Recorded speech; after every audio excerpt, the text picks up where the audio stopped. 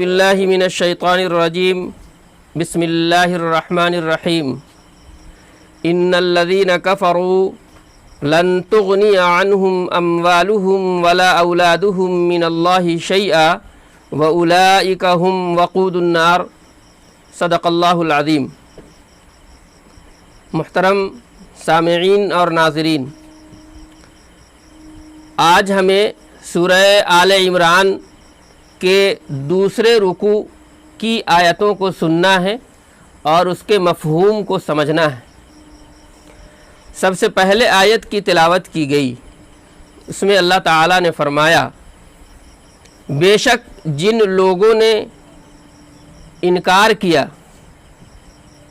کفر کی روش اختیار کی، لن تغنی عنہم اموالہم، اللہ کے مقابلے میں ان کو ان کا مال کچھ کام نہ آئے گا، ولا اولادہم، اور نہ ہی ان کی اولاد ہی ان کے کچھ کام آئے گی، واولئک ھم وقود النار، اور وہی یعنی ایسے ہی لوگ دوزخ کے ایندھن ہیں۔ اس رکوع کے اندر کل 11 آیات ہیں۔ یہ اس سورہ کا دوسرا رکوع ہے۔ اس سے پہلے ایک رکوع کی تلاوت اور اس کے مفہوم کی وضاحت ہو چکی ہے۔ سورہ بقرہ اور سورہ آل عمران یہ دونوں آپس میں بہت گہرا تعلق رکھتی ہیں، اسی لیے آپ صلی اللہ علیہ وآلہ وسلم نے ایک کو شمس تو دوسرے کو قمر قرار دیا، یعنی ایک سورہ سورج ہے تو دوسری چاند ہے، اتنا گہرا رشتہ ہے۔ اسی طرح یہ بھی بتایا آپ صلی اللہ علیہ وسلم نے کہ قیامت کے دن یہ دونوں صورتیں دو بدلیوں کی شکل میں ظاہر ہوں گی۔ ان دونوں صورتوں کا تعلق اس بات سے بھی ہے کہ دونوں صورتوں کے اندر رسول پر ایمان لانے پر ابھارا گیا ہے کہ رسول کو رسول مانیے، یہ جو محمد آئے ہیں یہ آخری نبی ہیں، اور ان پر جب تک ایمان کامل نہیں ہوگا اس وقت تک آپ مومن نہیں ہو سکتے اور اللہ کے نزدیک محبوب نہیں ہو سکتے۔ اسی طرح ان دونوں صورتوں کے اندر اسلام کی اصولی تعلیمات سے بحث کی گئی ہے۔ اسلام اور ایمان کی اصولی باتیں کیا ہیں، کس طرح سے ایمان لانا ہے اور کسے مومن کہتے ہیں اور کسے دین اور کسے اسلام کہتے ہیں، ان دونوں صورتوں کو پڑھ کر کے ہمیں معلوم ہوگا۔ اس آیت میں ہم نے دیکھا کہ اللہ تعالیٰ نے ان لوگوں کو کہ جو انکار کر رہے ہیں ان کی بیماری بتائی کہ آخر یہ دین کی باتوں کو کیوں نہیں مان رہے، رسول کو رسول کیوں نہیں مان رہے، تو کہا کہ ان کی بیماری یہ ہے کہ ان کی مال اور ان کا اولاد انہیں اس دین کو اختیار کرنے سے دور رکھے ہوا ہے۔ تو کہا کہ یہ دونوں نہ تو تمہارے اس دنیا میں کام کے لائق ہیں اور نہ ہی آخرت میں تمہارے کچھ فائدہ دیں گے یہ۔ اور پھر فرمایا کہ یہی لوگ ہیں جو جہنم کا ایندھن ہے۔ یہ نہیں کہا کہ ان کو جہنم کی سزا ملے گی، بلکہ کہا کہ یہ جہنم میں جو آگ جلے گی اس کا ایندھن یہ بنیں گے۔ دونوں میں فرق ہے، جہنم کا ایندھن ہونا اور جہنم کا آگ ہونا۔ آگ کا عذاب ہونا اور خود ایندھن ہونا، دونوں میں فرق ہے۔ ایندھن آگ وہیں ہوتی ہے جہاں ایندھن ہوتا ہے۔ ہم چولہے کے اندر لکڑی جلاتے ہیں تو کسی چیز کو اگر جلانا ہے تو وہ جلد ختم ہو جائے گی، لیکن جس لکڑی کو ہم نے جلایا ہے وہ دیر تک جلتی رہے گی۔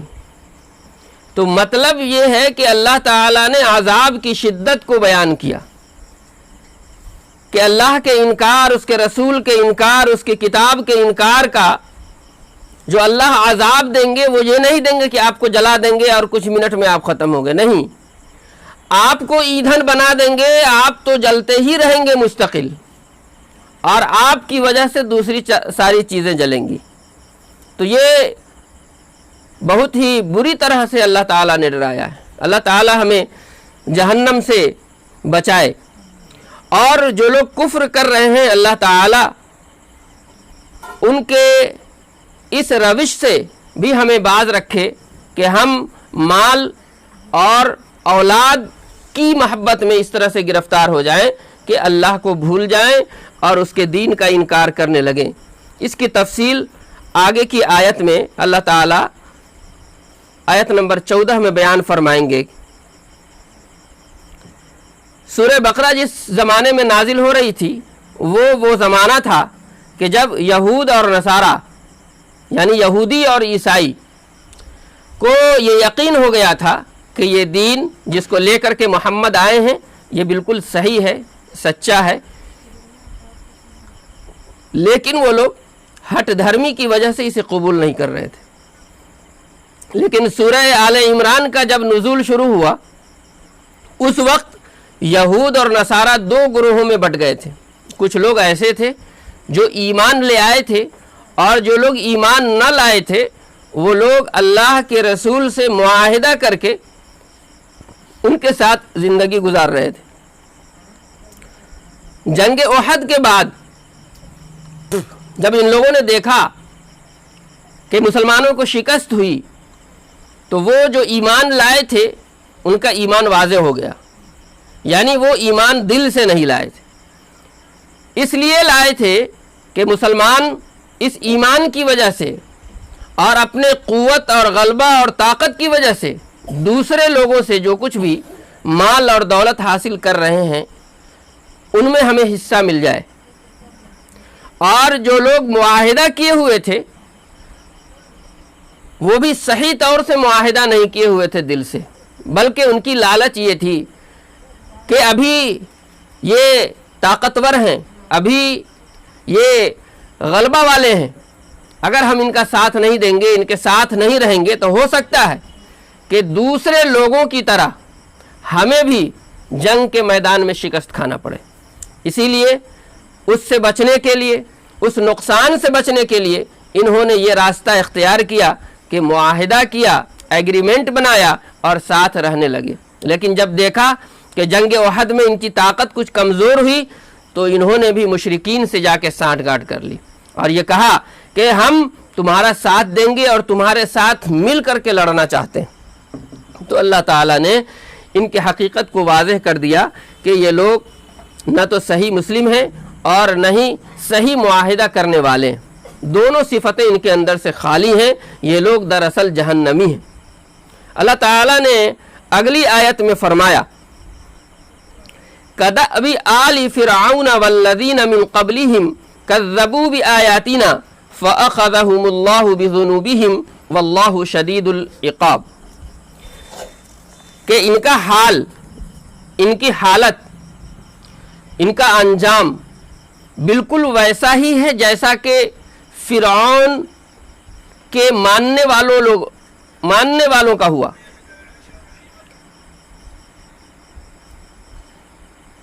والذین من قبلہم، اور ان کا حال بالکل ویسا ہی ہوگا، ان کا انجام بالکل وہی ہوگا جو ان سے پہلے گزرے۔ کیوں؟ کذبوا بآیاتنا، کہ ان لوگوں نے بھی انہی لوگوں کی طرح ہماری آیتوں کو جھٹلایا۔ آیت سے معجزہ بھی مراد ہو سکتا ہے، آیت سے وہ تمام تعلیمات مراد ہو سکتی ہیں جو اللہ تعالیٰ نے اس دنیا میں بھیجی، اور وہ تمام دلیلیں جو اللہ تعالیٰ نے اپنے آپ کو اللہ بتانے کے لیے، رسول کو رسول بتانے کے لیے، آخرت کے دن کو سمجھانے کے لیے اور قیامت کے دن کو سمجھانے کے لیے، اس دن کے حساب و کتاب کے لیے بیان فرمائیں، ان تمام کا ان لوگوں نے انکار کیا۔ فَأَخَذَهُمُ اللَّهُ بِذُنُوبِهِمْ، تو اللہ نے ان کے گناہوں کی وجہ سے ان کی پکڑ فرما لی، उनकी गिरफ्त कर ली। वल्लाहु शदीदुल इक़ाब, और अल्लाह ताला निहायत ही सख्त सज़ा देने वाले। इसमें जो दअब का लफ्ज़ आया है, दाल हमज़ा बा, इसका मतलब होता है वो रास्ता, वो तरीक़ा जिसके ऊपर मुसलसल चला जाए, लगातार चला जाए। अगर किसी रास्ते पर हम मुसलसल और लगातार चलते हैं, गोया वो हमारी एक आदत बन जाती है, एक फितरत बन जाती है। इसीलिए उस मुसलसल चलने से इसका माना इस तरफ आया कि हमारी आदत, हमारी फितरत और हमारी हालत। तो इनका अंजाम फिरौनों की तरह होगा। और इक़ाब अक़ल से बना है, जिसके माने पीछे के होते हैं, यानी एक काम आगे हुआ और दूसरा काम पीछे हुआ, उसके बाद हुआ। तो सज़ा बाद में दी जाती है, काम और अमल पहले होता है। इसी हिसाब से कहा कि अल्लाह ताला निहायत ही सख्त सज़ा देने वाले हैं, यानी अंजाम के एतबार से इन लोगों की हालत सही नहीं है। हज़रत इब्न अब्बास रज़ी अल्लाह ताला अन्हु से मरवी है, वो फरमाते हैं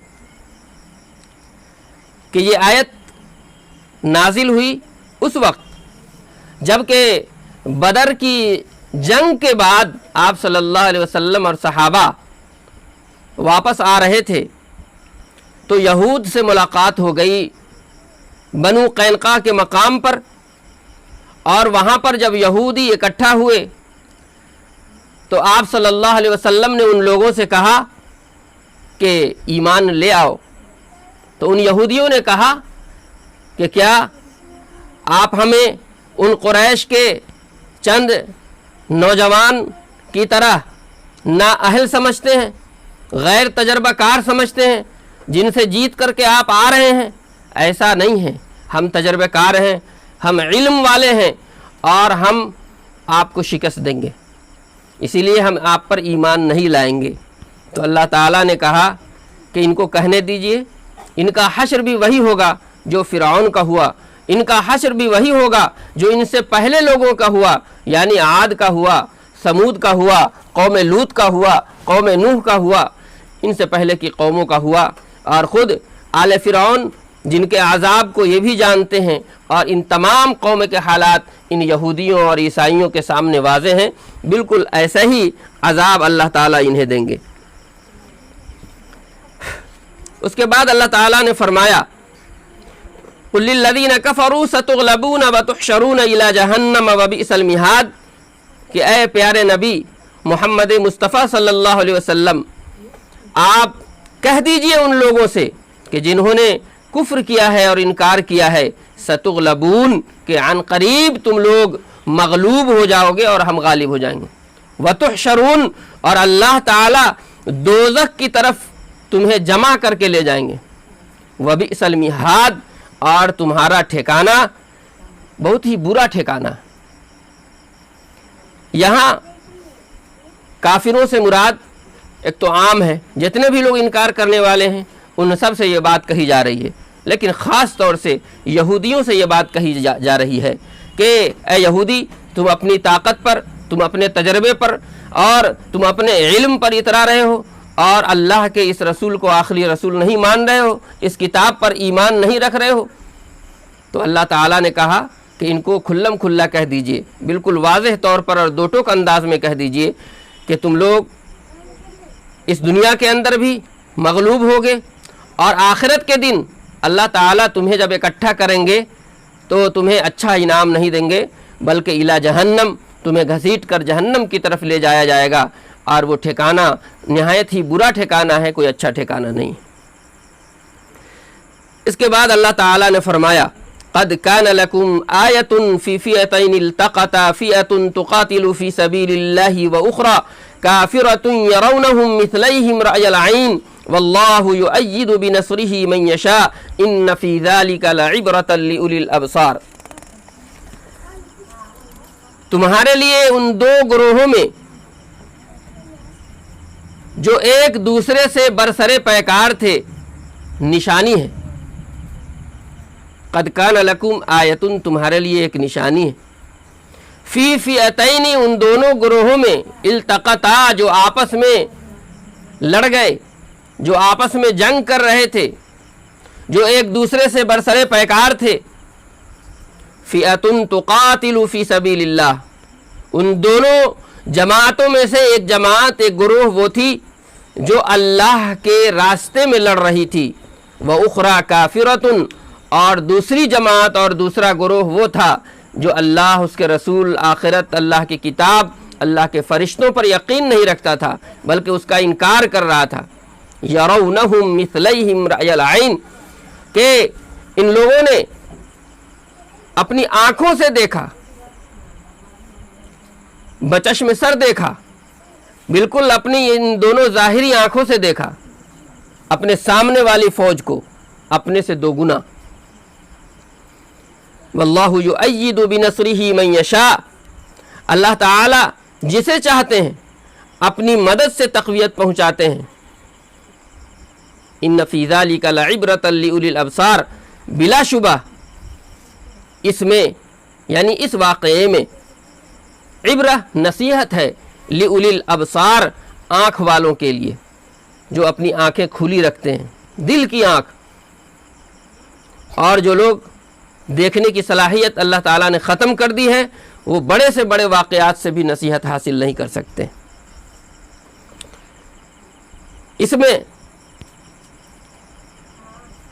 جنگ بدر کا تذکرہ، آپ تمام کو یہ باتیں معلوم ہے کہ مسلمان 313 تھے اور اس کے مقابلے میں جو کفار تھے وہ 950 تھے، یعنی تقریباً 1000۔ تو یہاں پر جو اللہ تعالیٰ نے کہا کہ وہ اپنے سامنے والے کو دو گنا دیکھ رہے تھے، اگر اس سے یہ سمجھا جائے کہ مسلمان اپنے سامنے والے کو دیکھ رہے تھے تو 313 کا الٹا 626 ہے نا، لیکن وہ تھے کتنا؟ 950۔ یعنی اللہ تعالیٰ نے مسلمانوں کو کم دکھایا اور کافر کو زیادہ دکھایا، اس لیے کہ اللہ تعالیٰ کہتے ہیں کہ اپنے سے دو گنا دیکھ رہے تھے، تو اگر ان کی تعداد 950 ہے تو اپنے سے دو گنا مسلمانوں کو دیکھ رہے تھے، یعنی 1900 دیکھ رہے تھے۔ تو اللہ تعالیٰ نے اس حساب سے ان کے دل میں خوف ڈال دیا اور مسلمانوں کے دل میں اطمینان ڈال دیا کہ تمہارے سامنے والی فوج تم سے کم ہے، تم اسے زیادہ نہ سمجھو، جبکہ حقیقت یہ ہے کہ مسلمانوں کے پاس صرف 2 گھوڑے تھے اور 6 زرہ، یعنی وہ لباس لوہے کا جو آدمی پہنتا ہے سر میں اپنے سینے پر، تاکہ جب جنگ کرے اور اس پر حملہ کیا جائے تو اس کا سر نہیں کٹے، اس کا گردن نہیں کٹے، اس کے چہرے پر نشان نہیں آئے، اس کا جسم محفوظ رہے، اس کو زرہ بولتے ہیں۔ یہ 313 میں صرف 6 گھوڑے 2 اور 70 اونٹ اور 8 تلوار، یعنی تلوار بھی سب کے پاس نہیں ہے۔ اس کے مقابلے میں اگر کفار کا دیکھا جائے تو جہاں 950 کی ان کی تعداد تھی یا اس سے زیادہ، 700 اونٹ تھے ان کے پاس اور 100 گھوڑے، اور اسی طرح تلواروں کا تذکرہ ہے کہ 100 کے قریب۔ لیکن اللہ تعالیٰ نے انہیں غلبہ نہیں دیا، اللہ تعالیٰ نے مسلمانوں کو غلبہ دیا۔ اللہ تعالیٰ نے مسلمانوں سے یہ کہا کہ تم ہی غالب رہو گے، ان کے دل میں سکون دیا۔ اور پھر اس واقعے کو اللہ تعالیٰ نے اس وقت بیان کیا جب کہ بحث ہو رہی ہے، جب کہ لوگوں کو سمجھایا جا رہا ہے کہ تم اس دین کی طرف کیوں نہیں آتے، تم نے اپنے آنکھ سے نہیں دیکھا جنگ جو ہوئی اس میں کون کم تھا اور کس کو اللہ تعالیٰ نے غلبہ عطا کیا۔ اس کا مطلب یہ ہے کہ وہ لوگ صحیح راستے پر ہیں، تو تمہیں بھی اس راستے کو اختیار کرنا چاہیے، اس کے نبی کی بات ماننی چاہیے، اس نبی پر یقین کرنا چاہیے۔ اگر نہیں کر رہے ہو تو اللہ تعالیٰ تمہیں جہنم میں اکٹھا کریں گے، تمہیں سزا دیں گے۔ تو اس کے بعد جن لوگوں کو عقل تھی، جو لوگ اس واقعے سے نصیحت حاصل کرنے والے تھے، انہوں نے نصیحت حاصل کی۔ تو ہمارے سامنے بھی کوئی ایسا واقعہ آئے جو واقعی اس سے نصیحت حاصل کرنے والا ہو تو ہمیں بھی نصیحت حاصل کرتے رہنا چاہیے۔ اس کے آگے اللہ تعالیٰ نے فرمایا زُيِّنَ لِلنَّاسِ حُبُّ الشَّهَوَاتِ مِنَ النِّسَاءِ وَالْبَنِينَ وَالْقَنَاطِيرِ الْمُقَنطَرَةِ مِنَ الذَّهَبِ وَالْفِضَّةِ وَالْخَيْلِ الْمُسَوَّمَةِ وَالْأَنْعَامِ وَالْحَرْثِ ذَلِكَ مَتَاعُ الْحَيَاةِ الدُّنْيَا وَاللَّهُ عِندَهُ حُسْنُ الْمَآبِ کہ لوگوں کو اپنی مرغوب چیزیں یعنی عورتیں، لڑکے، سونے، چاندی کے جمع کیے ہوئے ڈھیر، اسی طرح نشان لگائے ہوئے گھوڑے، مویشی اور کھیتی خوشنما معلوم ہوتی ہیں، حالانکہ یہ دنیاوی زندگی کا کچھ سامان ہے اور اچھا ٹھکانہ تو اللہ ہی کے پاس ہے۔ اللہ تعالیٰ نے اب ان لوگوں کے سامنے حقیقت بیان کر دی اور مومنین کے سامنے بھی حقیقت واضح کر دی۔ مومنین ان کو سن کر کے تسلی حاصل کریں گے، صبر اور قناعت پسندی ان کے اندر آئے گی، اور جو لوگ اس چیز پر اترا رہے ہیں اللہ تعالیٰ ان کو اس کی حقیقت بیان فرما رہے ہیں۔ اور سب سے پہلی ہی آیت میں یہ فرما دیا تھا کہ ان کا مال اور ان کی اولاد انہیں کام نہیں آنے والی ہے۔ اب ان میں سے کچھ چیزوں کا یہاں تذکرہ فرمایا، کہا کہ لوگوں کے لیے اللہ تعالیٰ نے ان کے بہت ساری چیزیں محبوب بنا دی ہیں، ان کو پسندیدہ بنا دی۔ سب سے پہلی چیز جس کا تذکرہ کیا وہ عورت کا تذکرہ کیا۔ یہ فطری بات ہے کہ کوئی بھی مرد اگر ہے تو اسے اس دنیا کے اندر سب سے پہلے جو چیز محبوب ہے اور پیاری ہے اور پسندیدہ ہے وہ عورتیں۔ اسی لیے رسول اکرم صلی اللہ علیہ وسلم کی خود حدیث ہے مسند احمد میں کہ مجھے عورت اور خوشبو بہت محبوب ہے۔ اسی طرح آپ صلی اللہ علیہ وسلم نے یہ بھی فرمایا کہ دنیا کی سب سے بہترین متاع، سب سے بہتر چیز اگر کوئی چیز ہو سکتی ہے تو وہ نیک عورت ہے۔ لیکن اسی کے ساتھ آپ صلی اللہ علیہ وسلم نے یہ بھی بیان فرما دیا کہ میرے بعد جو بھی فتنے رونما ہوں گے ان میں مردوں کے لیے سب سے بڑا فتنہ اگر کوئی چیز ہے تو وہ عورت ہی ہے۔ اسی طرح عورتوں کے سلسلے میں اور اولاد کے سلسلے میں آپ صلی اللہ علیہ وسلم نے یہ بیان فرما دیا کہ تم ایسی عورتوں سے شادی کرو جو تم سے بہت زیادہ محبت کرنے والی ہوں اور زیادہ بچے جننے والی ہوں، تاکہ قیامت کے دن جب ہم دوسری قوموں کو سامنے اللہ کے ساتھ سامنے پیش ہوں تو ہم اپنی امت پر فخر کریں۔ مال و دولت کے سلسلے میں آپ صلی اللہ علیہ وسلم نے فرمایا کہ جب تمہیں اللہ تعالیٰ مال دے تو سب سے پہلے تو اپنی معیشت کو، اپنے کھان پان کو، اپنے گھر والوں کو لے کر کے ساتھ چلو اور اپنی معیشت کو بحال کرو۔ اسی طرح یہ بھی فرمایا کہ صلہ رحمی کرو، یعنی تمہارے قریبی جو رشتہ دار ہیں ان کو جوڑ کر کے چلو اور ان کے اوپر رحم کرو، ان سے تعلق پیدا کرو۔ ایسا نہیں ہو کہ مال و دولت کے حصول کے بعد تم ان سے کٹ جاؤ۔ اسی طرح کہا کہ جب مال و دولت ہو تو صدقہ و خیرات کرو، اللہ کے راستے میں ان لوگوں کو دو جو محتاج ہیں پیسوں کے۔ اللہ تعالیٰ ان لوگوں کے دینوں کو قبول فرمائے گا اور تمہارا مال پاک ہوگا۔ اسی طرح کہا کہ جب یہ مال و دولت تمہیں نصیب ہوگا تو تم دوسروں کے سامنے ہاتھ پھیلانے سے رک جاؤ گے۔ اگر یہ مال اور دولت تم نہیں کماؤ گے اور تمہارے پاس نہیں ہوگا تو تم دوسروں کے سامنے ہاتھ پھیلاؤ گے۔ اسی طرح گھوڑے کا تذکرہ ہے، یہ اس وقت کے لیے بڑی اہم چیز تھی، اس کے ذریعے سے جنگ کیا جاتا تھا، اس کے ذریعے سے سفر کیا جاتا تھا، اور جس کے پاس جتنا گھوڑا ہوتا اور جتنا قیمتی ہوتا، جتنے اچھی نسل کا ہوتا، وہ اس وقت جنگ کے میدان میں کامیاب ہوتا۔ اسی طرح اللہ تعالیٰ نے فرمایا کہ زمین یہ بھی ایک اہم چیز ہے، اس کے ذریعے سے لوگ غلہ حاصل کرتے ہیں، اناج حاصل کرتے ہیں، جتنی بھی چیزیں ہیں، پھل ہیں، فروٹس ہیں، اللہ تعالیٰ اس زمین کے اندر سے ہمیں دیتے ہیں، اور کھانے پینے کی چیزوں کے علاوہ بھی اس زمین سے तरह तरह की चीज़ें और जितनी भी चीज़ें हैं जो हमारी ज़िंदगी के लिए ज़रूरी हैं वो तमाम चीज़ें अल्लाह इसी ज़मीन के अंदर से हमें फ़राहम करते हैं। तो इस ज़मीन की भी अहमियत है। लेकिन यहाँ जो बताया गया और जो खसलत और जो आदत को बुरी बताया गया, वो आदत क्या है? अल्लाह ताला ने एक लफ्ज़ यहाँ पर इस्तेमाल किया है, वल क़नातीरिल मुक़ंतरा मिनज़्ज़हबि वल फ़िज़्ज़ा। क़िंतार कहते हैं किसी चीज़ को तह बतह रखना, बिल्कुल वैसे ही जैसे हम लोग अगर नोट की गड्डी लगाएं तो उसको एक के नीचे दूसरा, दूसरे के नीचे तीसरा, और जब एक गड्डी हो जाए तो उसके नीचे दूसरी गड्डी, तीसरी गड्डी, तो इसको कहते हैं क़िंतार। मुक़ंतरा भी उसी से है, यानी इस बात में ज़ोर पैदा करने के लिए अल्लाह ताला ने ये दूसरा लफ्ज़ इस्तेमाल किया है। लेकिन इसका दूसरा माना माले कसीर है, और इसका दूसरा माना ये भी है कि जब उस ढेर को हमने इकट्ठा कर लिया तो फिर उस ढेर को बहुत ही महफूज कर दिया, उसको मुहकम कर दिया और मजबूत कर दिया कि हमारे उस माल के ढेर से कोई दूसरा आदमी न ले जाए।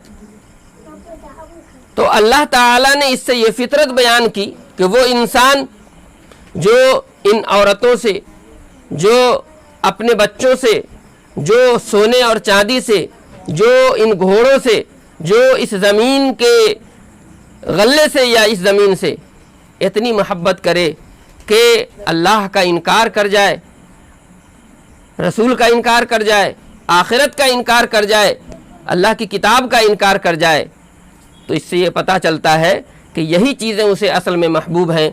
लेकिन जिसने ये तमाम चीज़ें दी हैं वो उसे महबूब नहीं है। तो बताना यह है कि मोमिनो, तुम को अल्लाह ताला ने जो ये नेमतें दी हैं, वो आदमी जो इन नेमतों को बिल्कुल उसी तरह अपनाता है जैसे कि अपनाने के लिए कहा गया है, तो यकीनन ये तमाम चीज़ें महबूब हैं।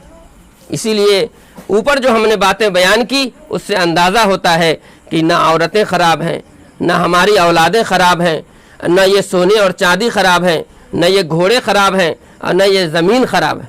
ख़राब हमारी जहनीत है, ख़राब हमारी सोच है कि इन चीज़ों को पाकर हम अल्लाह के रास्ते से भटक जाएं।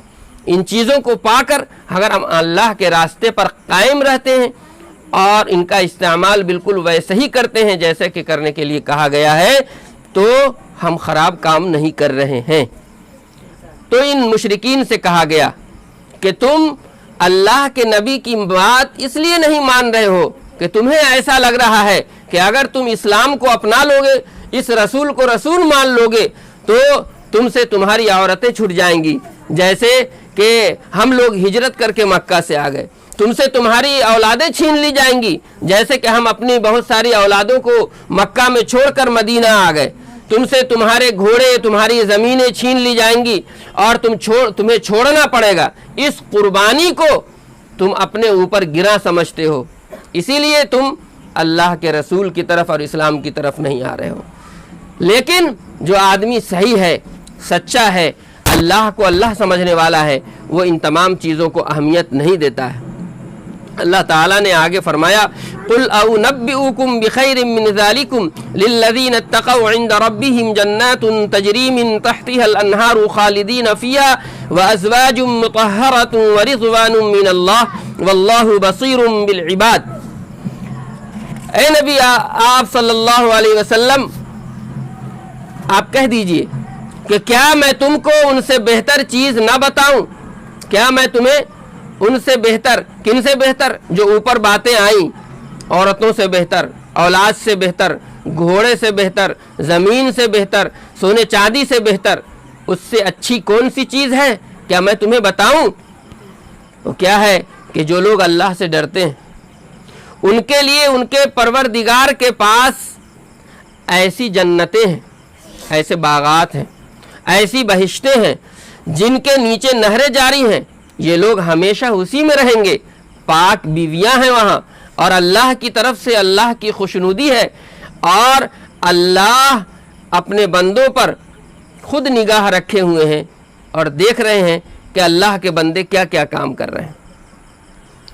आप देखिए کے اوپر تقریباً 8 چیزوں کا تذکرہ تھا، لیکن یہاں پر اللہ تعالیٰ نے جو کہا کہ ہم اس سے بہتر اور اچھی چیز تمہیں بتانے جا رہے ہیں، یہاں صرف 3 چیزوں کا تذکرہ فرمایا۔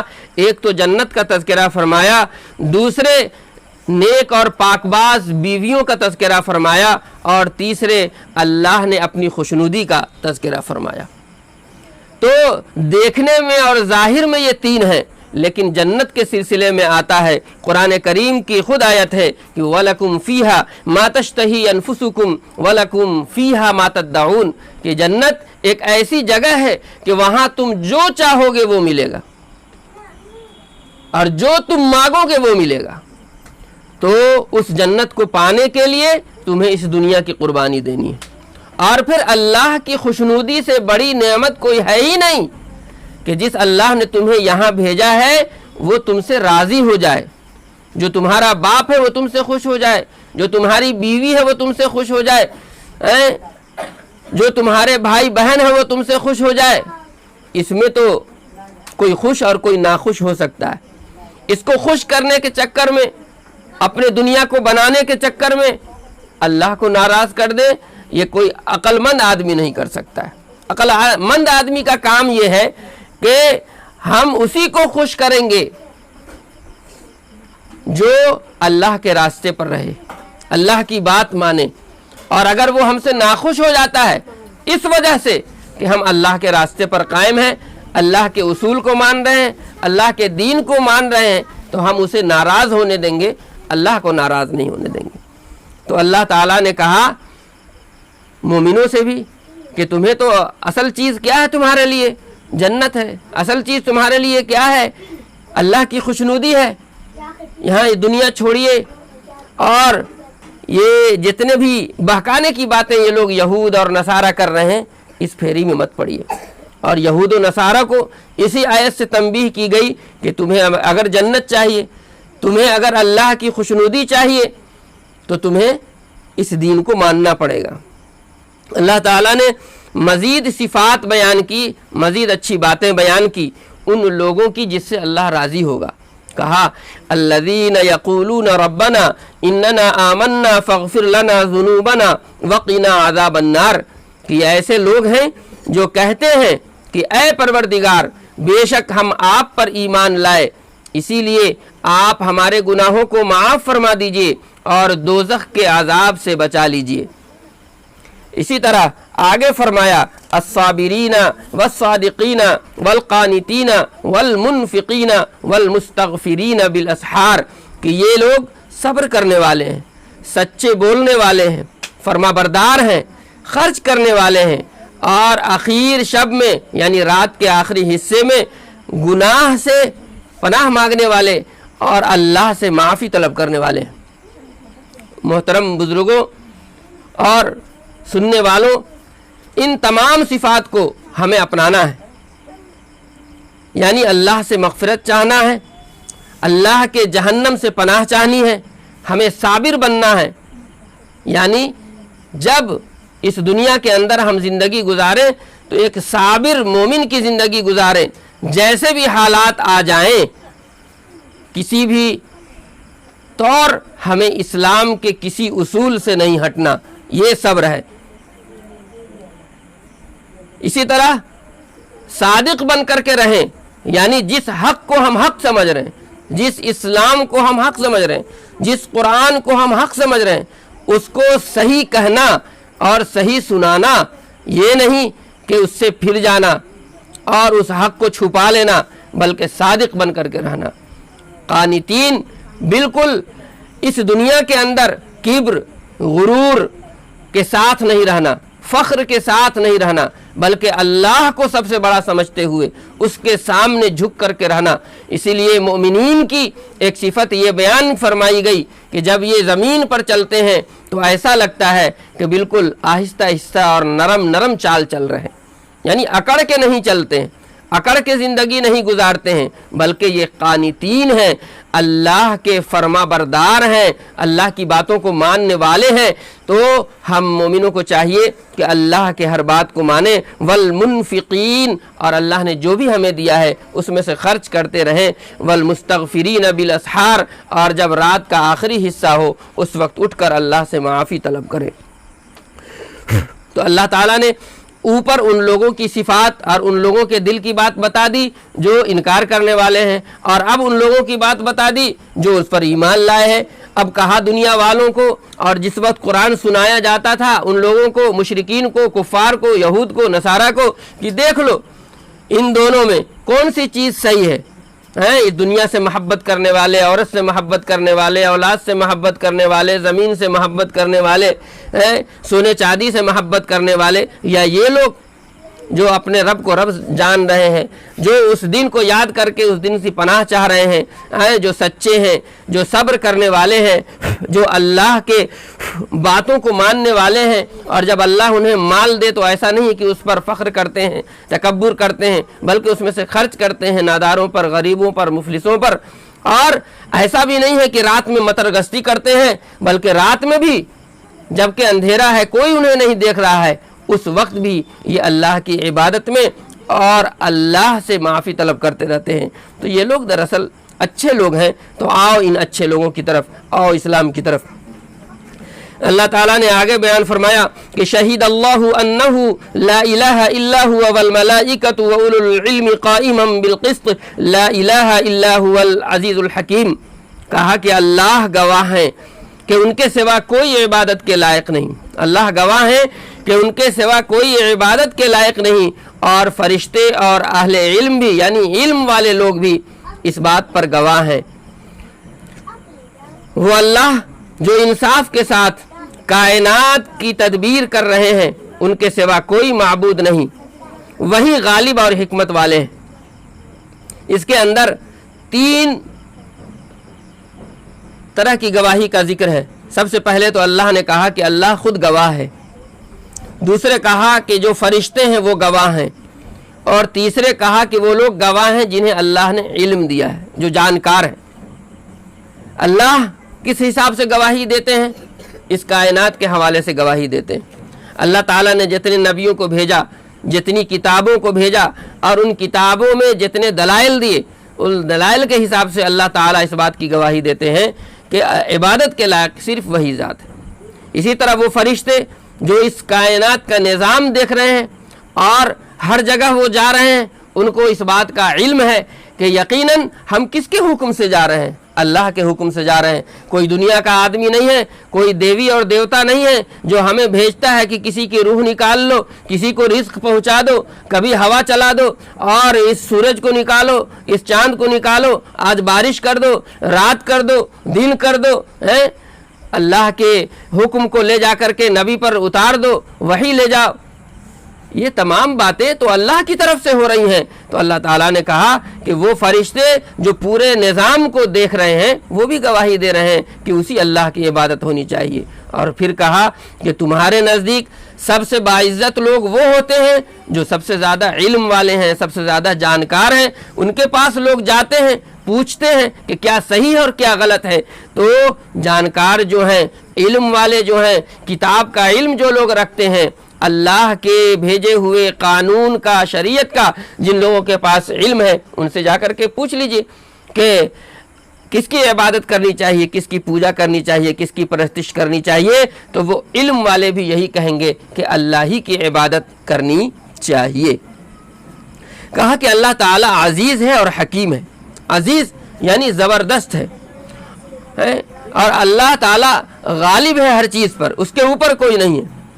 तो अजीज़ होना भी एक ज़रूरी चीज़ है और ज़बरदस्त होना भी ज़रूरी चीज़ है। एक अल्लाह के लिए जो इस कायनात का मालिक है, वो ज़बरदस्त इस हिसाब से है कि वो जो फैसला कर दे उस फैसले का कोई भी इनकार नहीं कर सकता है, न इस दुनिया के अंदर कर सकता है और न आखिरत में कर सकता है। वो कमज़ोर बादशाह नहीं है, वो बहुत मजबूत बादशाह है। तुम क्या समझ रहे हो कि मोहम्मद सल्लल्लाहु अलैहि वसल्लम किसी कमज़ोर पर यकीन रखते हैं? किसी कमज़ोर बादशाह की तरफ बुला रहे हैं, किसी कमज़ोर माबूद की तरफ बुला रहे हैं, नहीं, ज़बरदस्त है और हकीम है। ऐसा नहीं है कि वो अपना फ़ैसला जब चाहे जैसा चाहे कर देते हैं, नाहक कर देते हैं, गलत कर देते हैं, नहीं, वो दाना है, वो बहुत ही सोच और समझ करके कोई भी कदम और कोई भी शरीयत और कोई भी बात नाजिल करते हैं और किसी बात का हुक्म देते हैं। अल्लाह ताला ने आगे अब खोल करके बता दिया कि जब उसी की इबादत करनी है, और उसकी गवाही अल्लाह खुद दे रहा है, ये कायनात दे रही है, तमाम आज तक की भेजी हुई किताबें दे रही हैं और इल्म वाले दे रहे हैं। तो अब बात वाज़े हो गई। अब बात क्या वाज़े हो गई? इन्नद्दीन इंदल्लाहिल इस्लाम वमख्तलफ़ल्लज़ीन ऊतुल किताब इल्ला मिन बअदि मा जाअहुमुल इल्मु बग़यन बैनहुम वमन यकफुर बिआयातिल्लाह फ़इन्नल्लाहा सरीउल हिसाब। कि बिलाशुबह बेशक अल्लाह के नज़दीक मकबूल दीन तो इस्लाम ही है, पसंदीदा दीन और तरीक़ा और मज़हब इस्लाम ही है। और अहले किताब ने जानते बूझते महज सिर्फ इस वजह से बाहमी हसद की बिना पर, बाहमी इख्तलाफ की बिना पर, ज़िद्दम ज़िद्दा की वजह से क्या किया? आपस में इख्तलाफ किया। और जो लोग अल्लाह के अहकाम के साथ कुफ्र करेंगे तो बेशक अल्लाह जल्द ही उनका हिसाब लेने वाले हैं। यहाँ पर अल्लाह ताला ने इस्लाम को दीन करार दिया। दीन मिल्लत, दीन यानी शरीयत, दीन यानी तरीक़ा, ज़िंदगी गुजारने का तरीक़ा है, वो तरीक़ा जिसके ऊपर इंसान अमल करके अल्लाह की खुशनुदी हासिल कर सकता है, जिस बात का तज़किरा ऊपर आया। कहा कि जो लोग इख्तिलाफ कर रहे हैं, जो लोग लड़ रहे हैं, जो लोग अल्लाह की बात को नहीं मान रहे हैं, वो इस वजह से नहीं मान रहे हैं कि उन तक इल्म की बात नहीं पहुंची, अल्लाह की बात नहीं पहुंची, बल्कि महज हट धर्मी की वजह से, महज ज़िद की वजह से। बहुत सारे लोग ऐसे होते हैं जिन पर हक़ और सच बात वाज़े हो जाती है, बिल्कुल क्लियर हो जाती है, लेकिन वो हट धर्मी की वजह से उस सही बात को नहीं मानते। अगर ये रविश हम मुसलमानों के अंदर है तो हम अपने दिल से, अपने जहन दिमाग से इस चीज़ को निकाल दें, इसलिए कि इस पर अल्लाह ताला पकड़ फरमा रहे हैं और कह रहे हैं कि वो कौम, वो यहूद, वो नसारा जो इस बात को समझ गए हैं कि ये जो नबी है ये आखिरी नबी है, इस नबी का तज़किरा तौरात में भी है, इंजील में भी है, और जिसका बार बार उनके नबियों ने बताया कि हमारे बाद एक नबी आएगा जिसका नाम मोहम्मद है, जिसका नाम अहमद है, और जो आखिरी नबी है वो कुरैश में से होगा, अरब में पैदा होगा। इन तमाम बातों को जानते हुए वो लोग इनकार कर रहे हैं, तो इसका मतलब ये है कि सिर्फ ज़िद है। तो ज़िद की वजह से अगर कोई इनकार करता है तो ये सही बात नहीं है। सुन लो कि अल्लाह के नज़दीक तो अब बस दीन इस्लाम ही है। फ़इन हाज्जूक फ़क़ुल अस्लमतु वजहिय लिल्लाहि व मन इत्तबअन वक़ुल लिल्लज़ीन ऊतुल किताब वल उम्मिय्यीन अस्लमतुम फ़इन अस्लमू फ़क़द इह्तदौ व इन तवल्लौ फ़इन्नमा अलैकल बलाग वल्लाहु बसीरुम बिल इबाद। फिर आप सल्लल्लाहु अलैहि वसल्लम को नसीहत की गई कि फिर अगर वो आपसे झगड़ा करें, बहस करें, मुनाजरा करें और आपसे बात लड़ाएं, बात की बात बनाएं, तो आपको क्या करना है? फ़क़ुल अस्लमतु वजहिय लिल्लाहि व मन इत्तबअन, तो आप कह दें कि मैंने भी और मेरी पैरवी करने वाले लोगों ने भी अपना रुख अल्लाह की तरफ कर लिया है। नेज़ आप अहले किताब से और अरब के उन अनपढ़ लोगों से भी दरियाफ्त कर लीजिए, पूछ लीजिए कि क्या तुम इस्लाम ला रहे हो, क्या तुम इस्लाम को मानने वाले हो, क्या तुम इस्लाम को कबूल करने वाले हो। अगर वो इस्लाम ले आते हैं, अगर वो इस्लाम ले आए तो हिदायत से सरफराज हो जाएंगे, यानी उन्हें हिदायत मिल जाएगी, सीधा रास्ता मिल जाएगा। और अगर वो रूगर्दानी का रास्ता इख्तियार करते हैं, यानी नहीं मानते हैं और अपना पीठ फेर लेते हैं, दूसरी तरफ चले जाते हैं, तो यकीनन आपके ज़िम्मे, यानी आप सल्लल्लाहु अलैहि वसल्लम को कहा जा रहा है, आपके ज़िम्मे सिर्फ अल्लाह की बात को उन तक पहुंचाना है, اور اللہ بندوں کو خوب دیکھ رہے ہیں۔ واللہ بصیر بالعباد، اللہ تعالی ہر ایک کو دیکھ رہے ہیں کہ کون کیا کر رہا ہے۔ اس آیت میں ایک داعی کے لیے نصیحت ہے۔ جو لوگ اسلام کی دعوت کو لے کر کے اٹھتے ہیں، ان باتوں کو دوسروں تک پہنچاتے ہیں، اس پورے رکوع کے اندر بہت ساری باتیں ہیں۔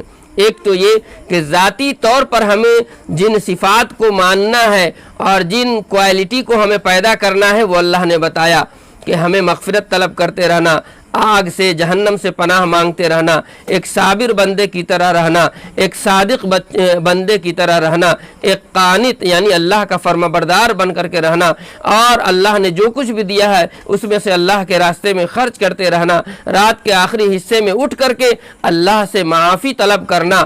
اور پھر یہاں پر بتایا کہ جب ہم تم سے کوئی بحث کرے اسلام کے تعلق سے، اگر تمہیں یہ احساس ہو جائے کہ اس پر حقیقت واضح ہو گئی ہے، ہم نے جو بات کہی ہے وہ اسے سمجھ میں آ گئی ہے، تو اس کے بعد اس سے حجت نہیں کیجیے، آپ اپنی بات رکھ دیجیے اور یہ کہیے کہ ہم اسی کو صحیح سمجھ رہے ہیں۔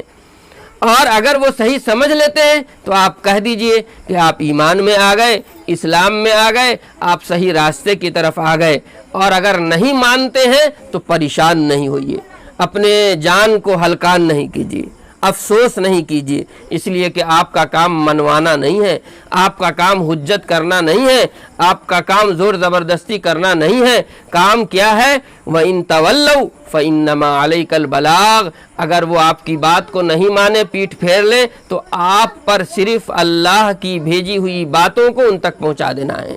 تو ہم لوگوں کا کام بھی یہی ہے کہ ہم اللہ کی بھیجی ہوئی بات کو ان تک پہنچا دیں۔ واللہ بصیر بالعباد، اللہ آپ کو بھی دیکھ رہا ہے، جو لوگ پہنچانے والے ہیں، اور ان لوگوں کو بھی دیکھ رہا ہے جن تک یہ دعوت پہنچائی جانی ہے۔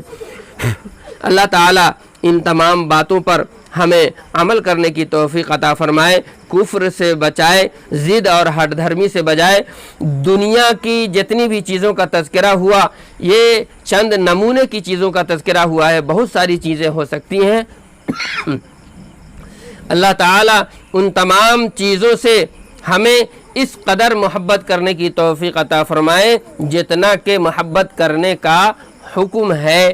ایسا نہیں کہ اس سے اتنی محبت ہو جائے کہ ہم اللہ، اس کے رسول کے احکام سے پھر جائیں۔ اللہ تعالی ہمارے ان باتوں کو قبول فرمائے، آمین ثم آمین۔ صدق اللہ العظیم۔